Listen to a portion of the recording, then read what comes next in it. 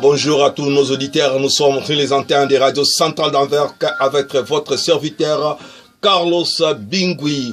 On va parler sur l'émission Sangonini. Si vous voulez nous suivre sur FM.6.7 ou bien sur www.radiocentraledanvers.be.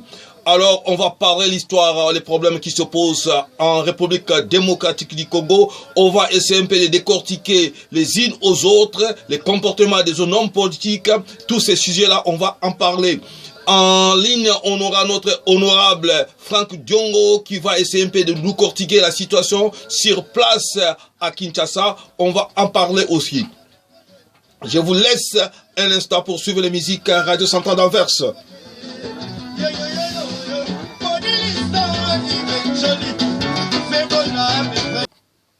Alingaki parlement Katumbi alingaki parlement parce que alingaki a manipulé ba loi oyo ya ba élection oyo ya nini à partir ya parlement ndengi bazaki ba problème ndengi ba mbemba ba problème ke bakangi ba ba na nini ba ko se présenter na nini donc de tous les façons ngaki a manipulé ba loi wana de façon que ba soit porte ouverte ya kokota na kati ya bazonga na scène politique. Oh, c'est que je reconnais bien que c'est vrai que Katumbi azali stratège, Katumbi azana problème pour ceux qui batiki ba loi oya sikoyo. Je crois que Katumbi il aura du mal ya ko se présenter parce que azal ceux qui na triple nationalité, d'une part zambien, d'une part italien et d'une part congolais. Donc je crois que la nationalité congolaise est la donc aux ambassadeurs mususute. Donc il se présente comme comme qui donc je crois que n'habité et le rolling à la place parce que pour nous se présenter dans la prémature supérieure, il faut la Congolais d'origine. Oh, Congolais d'origine, par définition, il y a Congolais dans Katia, code nationalisation et nationalité congolaise. Je m'excuse. Et Zali n'a problème. Il y a, il faut la Congolais d'origine. Oh, Congolais d'origine, Zali, Congolais, maman nayo Azali, Congolais. Tata na yo azali congolais. Soko komi à moitié maman na yo congolais bususu eza moi mubulu moi koso pona o se présenter na magistrat suprême. Je crois que tous ces problèmes là balinga ki ba kota na kati ensemble pona ba meka ko orienter yango na faveur na bango, ba meka ko orienter yango na ndengi na bango. Je crois que ndengi ba bimi batikali moi musika, je crois que ezali eloko moko malamu pona République démocratique du Congo pote batika batu oyo baza ba mérité basala yango. Même jusqu'à présent dans la nakati ya parlement on a des bateaux bazali na ba nationalité ebele bazolo baza ba congolais mais bakoza la baza ba français. Oh soza na nationalité française mbala moko nationalité congolaise est tombé. Donc oza français nakati malgré papa na yo aza congolais mais na plein nationalité aux alliés étrangers na kati ya Congo. Donc il faut faire attention à qui ba loi moko bon. Je crois que ba kolinga ba améliorer situation wana pote ekende moi liboso. Alors na kozonga susu muke na problème ya Félix to zalaka un peu qu'est-ce que je dirais to reconnaîtra ba bien fait mususu ya mutu. On peut tout appeler, on peut tout faire. Il y a eu presque 20 ans ou bien 18 ans ya règne ya Kabila tomonaki mboka ndenge zalaki kokindi. Donc je crois même que ceux qui azalaka tina lelo donc ça allait être encore pur parce que tomoni asalaki eloko moko te tozalaki ni na bato ni neloko moko ni même train ya pamba basombi te mais bazala ba milliards oyo kotaki na kati ya bakonte bango babombi na pamba na ba pays étranger. Alors mais arrivé à Félix dans 2 ans, bon, Batubasalo va casser les lorotés, bon, ça dépend à Moutou Nengi, à Osala Bilanae, et ça dépend de quand à Moutou. Mais moi, je vais faire un peu réfléchir. Na Bilanae, à 2 ans, je vois que, bah, lobby social est abienté, à Pesa qui résonne à lobby que, bah, toi, FCC, Bazala qui continue le bâton dans les roues. Bon, tout ça, l'analyse, tout le monde peut que, ça dépend Moutou Nengi, à doit raisonner. Mais, il y a une chose.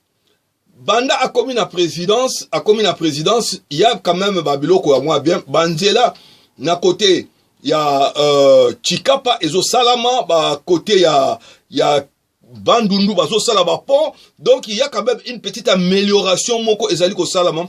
Tomoni Asombi Babis et Yenakata Kinshasa, l'homme sous et Yesusu Yasoki à Sambis. Donc je crois que il est en train de Kobunda parce que pays ezalaki na 18 ans il y a KO ezalaki nino mais il y en a 2 ans je crois que a relevé défi on a 18 quand je dis 18 ans on a Kabila mais quand on remarque ça depuis 60 ans Congo ezalaki dirigé na ba dinosaure ba médiocre comme on le dit. Mais nini wana Amérique au sala makambo moko ya mike o ezopesa ba signe moko ke eza un peu positif. Tout exemple il y a aéroport en Chili namona nanu te na mukili mobimba aéroport mobimba ezanga ba camion ba pompier et okomaka lelo. Moi je me pose la question. Les bateaux masako matana ba avion. Basawe bateke avion et ko to moto be ko to nino fo nini ba pompier bazala nino ba camion ba pompier là c'est une grande problème bato wa bangote avion be ko kita et outi place mususu là ba congolais na kati avion et du moto et ko za moto moko eloko moko muke ba bomi moto wana mais ba camion pompier ya ba pompier ya ba pompier za la quitter. Qu'est-ce qu'on devait faire déjà eza ba nini moko positif tomoni asombi 4 bateaux de pêche. Oh bato bazalaki wana ba umeli mingi bazalaki atana posa ya bateau de pêche moroté basalaki eloko moroté. Mais tomoni yango et lelo tomoni pe asombi train oyo ezalaki train ya ba yudo robenga muyudo place comme muyudo uta bato barate ezalaki bande moko ezalaki ko sala na kati ya train oyo ezalako longwa Lubumbashi ti mwenedi to robenga bato ba bandi oyo bazalaki robenga ba yuda place ba yuda ba bimaka bango wana ba benga ba muyuda. Donc bazalaki bande ba bandi mo bazalaki ko maltraiter bato na kati ya ba train ko sala n'importe quoi train wana ezalaki na problème.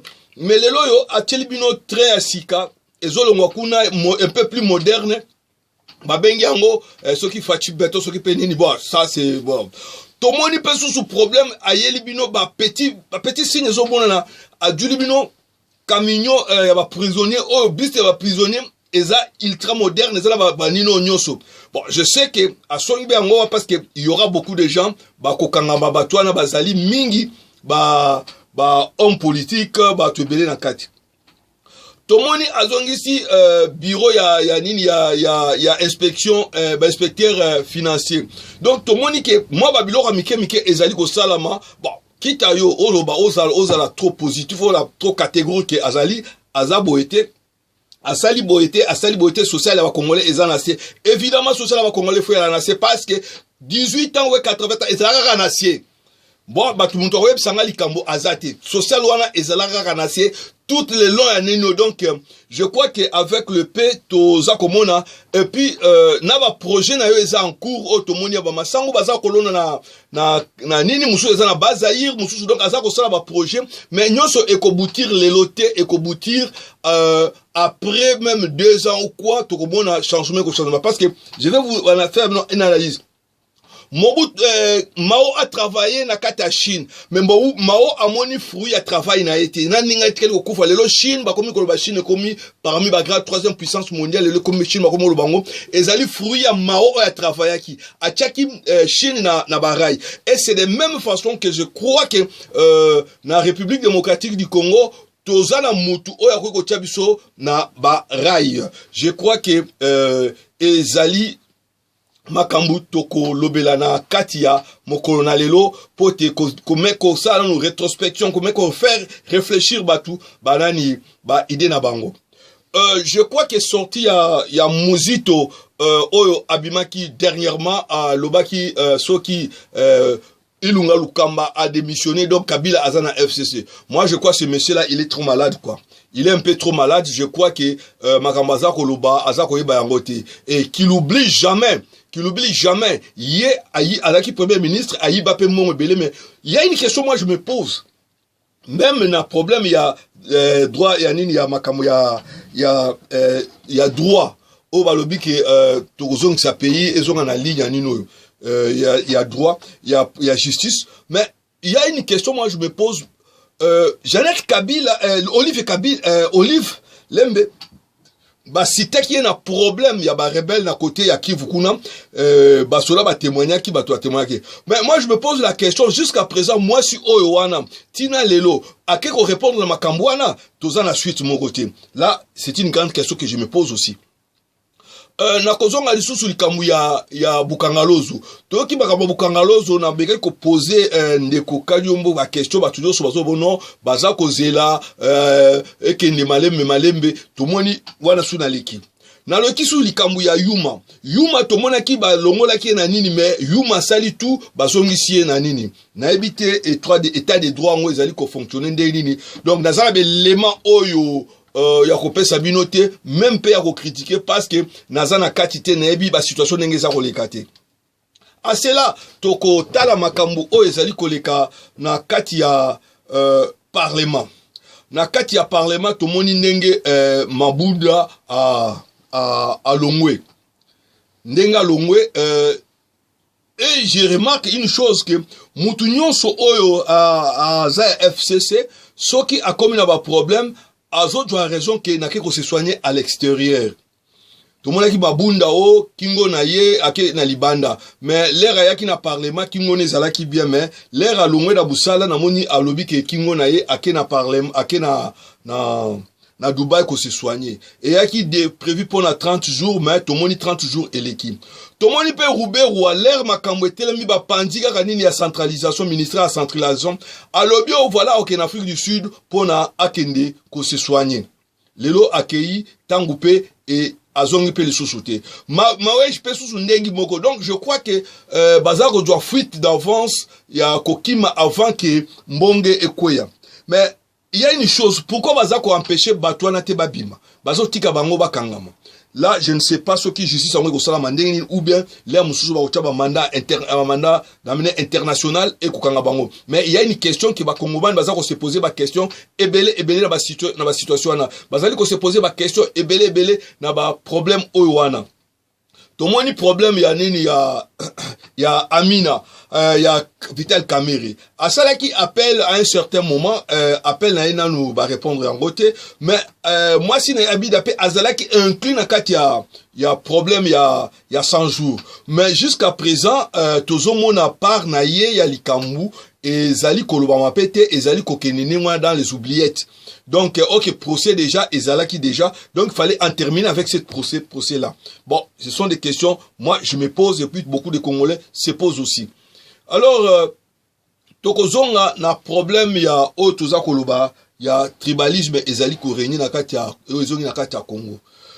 Zali, vraiment, ba combattant qui en trop.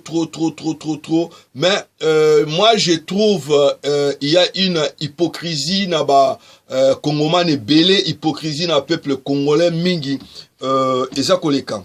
Quand quelqu'un, il parle de Fayoulou, je prends toujours l'histoire de Fayoulou, parce que, na monaki l'air azongaki na États-Unis l'air akangamaki pembe na confinement l'air azongaki ba tu bazalaki pembe na bazako ba boma muluba tikanyoka mais le monsieur n'était pas là à lobaki la bango ba tikande wana te je crois que même Mai Mukeba o azalaki proche na yo azalaki moko na bango a reprocher ki likamwa na kati ya télévision.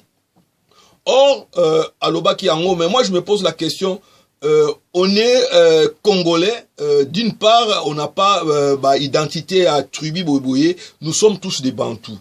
Mais il y a une question, moi je me suis posé, j'ai fait un débat avec beaucoup de gens, Balobi Kefaoulou Azali congolais. Alors moi je prenais pas ça en quoi on a un problème ronin.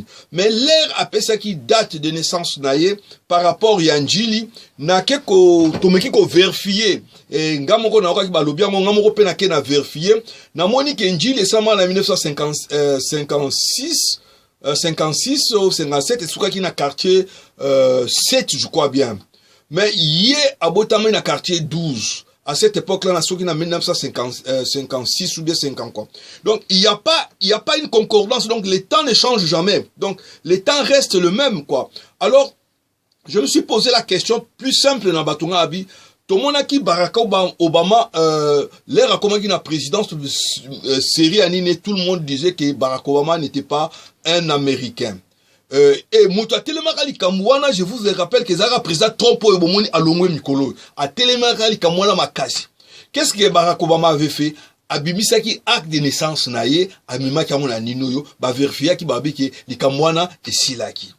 Et pourquoi Fayoulou ne peut pas faire la même chose?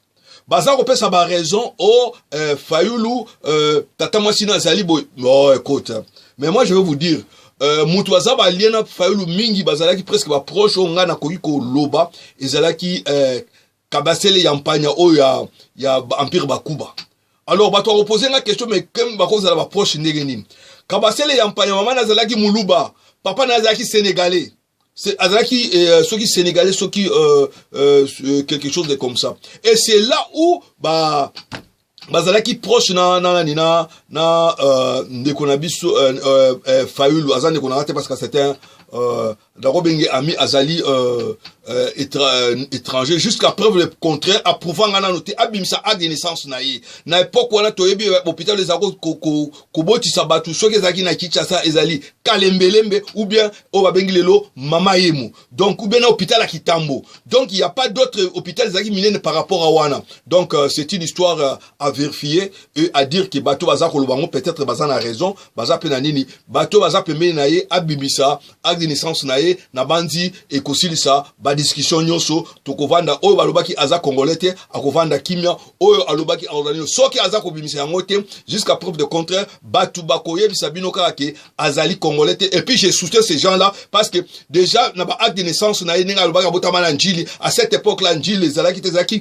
quartier bateke ezalaki Kazangulu bateke mutu bazalaki wana bazalaki nino yo baza koloba après aéroport à njili et ça non aéroport à njili ça en 1953 et zalaki partout wana nyuso zalaki vide zalaki zamba et place wana bazolo ba quartier soki ni zalaka wana baba ezalaki bikalbitus moi je reconnais parce que je voyageais à cette époque là ezalaki bikalbitus avec ba deta bikalbitus bien bikalbitus en Jili donc on peut pas me dire parce que j'ai passé par là là nazaka ko voyager et je crois que na ko déterminer place wana bien ndenge ezalaka place wana c'est pour cela moi que kingasane comme bimara na suka Njili tika na katikati kuna na suka Njili donc je crois bateau bazali ko loba makambo mingi ba yebi Kinshasa na bien te parce que na botami na kini na yebi kini bien c'était ça alors tozali ko continuer yango na kozonga su na studio parce que na meka koyamba mupaya na ngai Frank Diongo oyo akosolola na biso na pokwa na lelo pote makambo ya Kinshasa démocratique du Congo to moni makambu ndengi ezali koleka ndengi ezali kolobama yo muto zali sur place pesa biso na no lecture ndengi parlement ekwei pona ba raison oyo toyebi biso nyoso na pesio liloba non mais so bozana ba question spécifique beaucoup kotuna mais ne bandeli na pesio nyoso mbote ba bonne année banda mobu ya sika Nzambe asunga biso pona combat toza nango ya kokangola ekolo na biso na maboko ya ennemi commun na Sabino Kabila eto meto détruire système na ye to déboulonner to koisa mabe oyo aloni na kati ya mboka ezala na armée ezala na sécurité ezala mitua bato ezala na ba institution nyonso donc toza bitumba ya politique na makanisa nyonso te na yebisaki depuis nazalaki na Bruxelles qui je ne change pas ba discours na nga nyonso so bolandi émission asaki na Fabien Kusonika na entre février mars 2020 so botali bomona ke j'avais prévu mamunyo sezo salema il faut na bomoko de to changer makambo mboka alors pona ozonga na makambo etali bitumba ebandi na parlementaire so botali malamu président de la République Félix Tshisekedi akendeki na Amérique alobaki qu'il faut na ko déboulonner système ya dictature oyo eza na kati ya mboka bandimaki te que Félix aza mwana Tshisekedi aza na nzela ya bitumba papa na ye bato ebele bakanisaki no c'était un traître qui a vendu le pays à Kabila. Kabila a dirigé. Il a utilisé la sagesse, la stratégie et l'intelligence dans la logique et la non-violence. De temps en temps, ils n'avaient pas naïo, ils n'avaient pas médias, nous sommes à Bruxelles, nous sommes à Bino, bon, fait ça confiance, avant mon artiste qui dit à trahir Mbokati. Bitumba, au temps d'abord, il fallait commencer par la justice. La justice, premier président à la Cour suprême de justice, à Kindeki, premier président à la Cour constitutionnelle, Benan Luamba, il fallait qu'au Banda Koko Isaïe. Alors, bon, moni a qui déjà, dans Zela Oyo, na âge, na maladie, na demi. Aïe. Alors, tout le monde na Cour constitutionnelle, Toye Koko Mana Makambo, on est au monaki, vice-premier ministre de la justice. A sali des ordres naïe, ne au monaki wana, to ko essayer. To continuer Zela. Balingi basa la coup d'État, mise en place, il y a armé précipitamment et salami pour déjouer le coup d'État. Parce que Kabila tika pour tika la pouvoir monter à mon côté. Ata bazaki na alliance wana, bon moko ezala quitté, mais bato alibani bazako kansa ke batana bon moko. Alors, et kokoma makambo ya, bon mone mambo ya état d'urgence. État d'urgence, ndi bon mone ke non, Mabunda na tambwe mamba balingaki na état d'urgence wana bakoyisa lisusu Tshisekedi. Alors comme a perdu Cour constitutionnelle, déjà batali si ba symboli to déjouer et le kwana ezaki déjouer a kwete. Et bokoma sikoyo étape ya Mabunda. Comme pouvoir à nyonso à l'état, ezala ba entreprise, ezala gouvernement, ezala nyonso et outaka na parlement, ezala premier ministre. Alors il fallait imaginer mayele nini pour na koboto la Kabila majorité na kati ya parlement. Dina ifsala bino tous les jours, biso to tikala to bunda to yebi o tozo sala. Dina ifsala bino ba conseil tous les jours tant boza kuna. Botuna kandenge na félicitaka yo botuna biso toza sur le terrain to yubo tozo sala. O ba fato nyonso ya Congo baza ba kolabo biso nde na libanda ndi ba vrai combattant. Nous tondimi ko se sacrifier alors to développer maïle to ko sa pona ko botola bunguna majorité. De to bundi to développer maïle wana ndi bomoni ali asali consultation si ma consultation ali a neto senga ki ali il faut ko sala ko kabona na Kabila. Nga ne sais bien tous les jours nga na limite c'est que du président mais barrage na Kabila kotika la jamais kondima yango boye bien moi. Alors maintenant tant allumer la discours que majorité wana et c'est balou qui les gens n'ont pas cru. Dit bon Monique alors étape à liboso il faut que ça bureau et assemblée nationale. Dit bon Monique paf to kuisi Mabunda. Bandima quitté. Ono wana akoy mettre ça comme majorité bon pour na voter ça premier ministre Olongwa aboyi Kolongwa.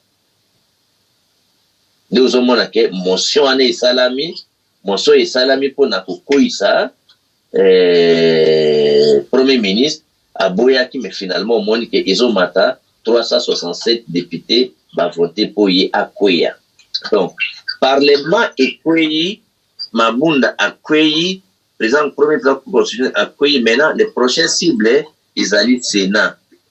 Alors de sorte que nabo moko bilembo nyonso parce que tout tindiki Kabila en opposition. Na parlement sur Kabila comme en opposition. A goza ministre mon côté ils ont dépendre de la PPRD na moko donc de sorte que non nzela ya bongwama nzela ya bongwana ya changement de tozo lambela non en termes clairs pourquoi ya biloko wana bato nyonso na ba ukra to ba institution pour aneza détermination ya chef de l'état président Félix Tshisekedi on a changement radical de azokoti sanpe et kokota dans l'entretemps à Kaboni na Kabila mais à une réconciliation na comment on appelle ça à créer union sacrée de la nation donc bana Congo nyonso eza bana libanda eza bato akati eza bato bazaki nzinga eza bato zaki musika bomoko ya bana Congo ya monde ba komoni que asali pe union sacrée. Donc union sacrée wana oyo ezokolisa makambo nyonso na kati ya parlement ezali coalition en terme ya plateforme te eza parti politique te eza courant politique formé tobimisi yango wana ndenge papa na ye basalaki na les années 90 oyebi ke Tshisekedi le père bazalaki ya 4 délégués na ya UDPS ye moko papa Tshisekedi liao Kibasa Maliba et Boakem et Balimba Kibasa Maliba et Boakem. Donc des bazala qui les 4 délégués de PES dans la conférence nationale. Mais il y a eu 2800 participants. La majorité a battu Mobutu. Mais Tshisekedi a postulé candidature à Bongoli Batano sur Mobutu a gagné l'élection à 75%. La même chose, moi, Nanaï Lelo. Lui, de PES m'a dit que 32 députés. Comment de 32 députés a renversé le Parlement? Hein? À quoi s'y prend à renverser le Parlement à 261 votants, voix? 61 voix, et puis à quoi ce premier ministre a 367 voix. Donc, à ça, excellemment comme son père a fait. Donc, bon père sa confiance, mon tunion sobéré, les angakate, mais pour Nangaï, Nagosenga Bino, bon père sa, biso toujours bunda awa, combat oyo, na motema moko. Boimi mutoko Nangaï ya na bino, ndeko na bino, papa na bino, président na bino, boyebi kengai, musali na bino, na boya tous les présidents. Les premiers présidents Nandimi Eza Félix. Oui, puis na combattant Mobutu. A Kangangai. Na bajer, na bajer SSP na DSP nae. Na bundisa musée. Ba Kangangai na bajer SSP nae. Moi, nous, bon, moi, mamba salinga. Donc, j'ai combattu, c'est le seul président. Son azo ndimaye na yebi eska tozo kende. Ba tozo salon, frère, John Andimi, tu sais qu'il n'est pas bimisé dans la prison. Frère, John Andimi, tu sais qu'il n'est pas zo luka musala. Si on dengue ça, je suis le seul politicien qui proposant musala te.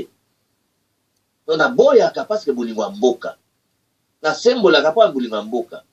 Donc, on a zolo bana, ils apona ko sembola ngo lobi, ko pesa contribution na ngai, mutu na muta sosola, mutu muta uzoba lingazwa, ule angabo ka ba ki membo ibakeno, na za nzela bosembo pour l'intérêt mboka. Donc voilà un peu moi philosophie générale, le ko la mutu ne zala ki global, et na pesi moi parcours, pour bo sosola, tozawa to utiwa pi toza pipe. Il faut ce qu'on sur Italie n'angai dès que tozokende tina suka tina si le ngolo bakeno Kabila il faut se retrouver dans la prison pas seulement continuer une opposition il faut se retrouver dans la prison mutasali mabe na Congo le la Kabila azate même Mbuta n'a pas fait ça na suki soa ndeko Frank Diongo ba landi bazako tuna mutuna oyo tomoni bitumango ndenge ezali mais to bato bingi bazali ko banga na stratégie ya Kabila parce que bato ya FCC bangwana ka mutu ba tourner face ba koti na kati ya union sacrée ezali stratégie te ba ye pona ko infiltrer na kati ya ba décision ya président de la République ne bolobi philosophie et courant idée pote ba contourner ba banda ko attaquer sous na kati donc ezali moins inquiétude ya bato belé au bazali ko sala parce que bazali na confiance na bato na susute parce que ba lobi ke mutu ayibaki lobi lelo ko bongo mateme yo eloko nino ko pesa ba kongomade réponse place wana na uti ko yebiso ke bitumana biso ebandaki na justice. Pour état de droit, il faut que réhabiliter justice. Donc, to kolia na bango lokola mutazuli na ndoki na luto ya mulai. Elo gali bosangwa, ça veut dire que prudence, précaution, paix, sagesse, paix, intelligence. Yami bale. Otali situation ya mboka ndenge toza nango, l'idéal ezaki ya kopanza parlement, kobuma parlement. Mais ce qu'on a parlement lelo, tout kende na ba élection bandeko na biso na Ituri na Beni, bazo kufa modèle wana. Nde totali non, il faut pour ça la courant politique na kati ya décision pour créer un autre courant. Bato o baye pa Tshisekedi, il est vrai que ba opportuniste bazanga kate, mais bato baye na bonne foi pe bazali, oui que bato ba signaki motion. On a beaucoup sa mabunda, bazo qui ba risque belé, pe bazo diaboliser ba mwe belé. Hein? Batamité mamabe le ko la ba mende ba ko pesa confiance bazali, ba ko pesa confiance était bazali mo ko la mende, ko pesa confiance ndene. Donc, c'est pour vous dire que, Bambouma Malamu Bazali, Bambouma Bébé Bazali. Et puis, rigueur, il y a ba valeur Oyo. Toujours l'andela, et qu'on peut sa garantie. Et ça, stratégie et infiltration, T. Ce que stratégie et infiltration, Ezali, et pas à Kabila, et à Kolonga Ngote. Hein? N'a eu que, ndenge toza boye, au moins, il m'a passé un goïmoulunda asali. Un pasteur, au lieu ateya, asali meeting na kati l'église, pour na kukabola mboka ekolo na biso. Bazan na ba schéma ebele, et puis, on ne fait pas la politique seulement avec les amis. On peut faire la politique avec ses adversaires, mais il faut à la prudence. Ozomona. Yangonde omonaki bitumba ya bomoka bato nyonso bakombetaki Kabila, il faut bazana bomoko. Soko otali émission na ozipsa na saki na Fabien, Moussonika na loba qui l'air est au rassemblement, à l'action et à la responsabilité. Ça fait depuis l'année passée, dans le mois de février, de mars. Donc, il y a un monde des autres salima siko. Il y a un monde na bunda ki pona, katumbi na bemba, tope sa bango kandate, baye, pour soutenir bitumaya, pour anéantir Kabila. Biso batoto bundisa Kabila depuis les premiers jours. Ayakina babotine nae, comme Kadogo. Si lelo, Frank Diongo est pratiquement les rares ou les seuls opposants au Bouddha Kabila du début jusqu'à la fin. Pour achever ti combat na biso ti na suka. Yango na omoni na souci wana boza nango. Si c'est que dans l'action volonté nae, yango na bundaki po na bomoko, bemba silikate, katumba silikate, baya na ura na bango, na ba carnet d'adresse na bango, na popularité na bango, na ba député na bango, po na bomoko, po tolunga, ennemi comme qui est Kabila. Parce que dans tous les cas, Katumba yeli biso, aye na 7 ans député. Même baye na 22 députés. Donc, c'est que Katumina ben baye na 92 députés. Donc, au-delà ba député, aussi, carrière na bango, carnet d'adresse na bango, aura na bango, popularité na bango, pour na, to sangana, pour na kubundisa mutu oyo. Alors, soko biso nyonso batu babundisa ki, to sana bomoko, sima mokonzi ya mboka. Parce que situation tous en Angolelo, et ça coûte la élection en 2023. Mboka eza na menace. Munguna azui mboka. Alors,